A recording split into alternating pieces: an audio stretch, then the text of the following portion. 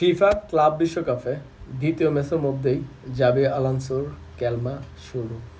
প্রথম ম্যাচটা Real Madrid আল হেলালের সাথে খেলছিল, 1-1 গোলের ড্র ছিল। দ্বিতীয় ম্যাচটার মধ্যেই যে একটা ভালো খেলা দেখলাম রিয়াল মাদ্রিদের, এতে রিয়াল মাদ্রিদের সেই পুরনো আত্মবিশ্বাসটা আবার ফিরে পাওয়া শুরু হইতেছে। জাবি আলানসোর এটা দ্বিতীয় ম্যাচ ছিল। দ্বিতীয় ম্যাচের মধ্যেই জাবি আলানসো খুব ভালো একটা কামব্যাক দিচ্ছে, যে ফার্স্ট ম্যাচটা ড্রও ছিল, দ্বিতীয় ম্যাচটার মধ্যে এরকম একটা ভালো ইনিংস আশা করতেছিল যে রিয়াল মাদ্রিদ ফ্যানেরা।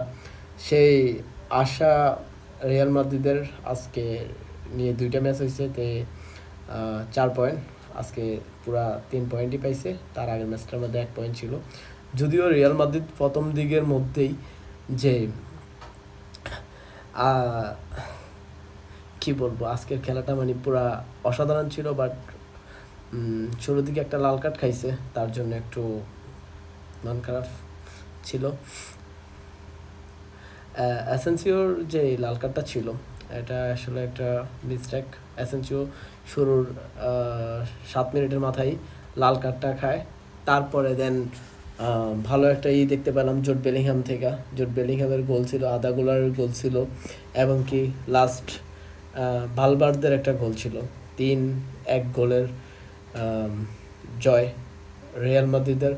আর রিয়াল মাদ্রিদ এই ধরনের পারফরমেন্স করবে আমরা ক্লাব বিশ্বকাপের মধ্যে আগ থেকে আশা করতেছিলাম। তারপরে আমরা সেই রকম পারফরমেন্স প্রথম ম্যাচে দেখতে পাই নাই। আল হিলালের সাথে যে ম্যাচটা খেলা হয়েছিল রিয়াল মাদ্রিদের, সেই ম্যাচটা আসলে তেমন একটা ভালো হয় না রিয়াল মাদ্রিদের জন্য। তারপরে রিয়াল মাদ্রিদের ফ্যান হিসেবে আমরা আশা করতেছিলাম যে রিয়াল মাদ্রিদ একটা কামব্যাক দিবে দ্বিতীয় ম্যাচের মধ্যেই।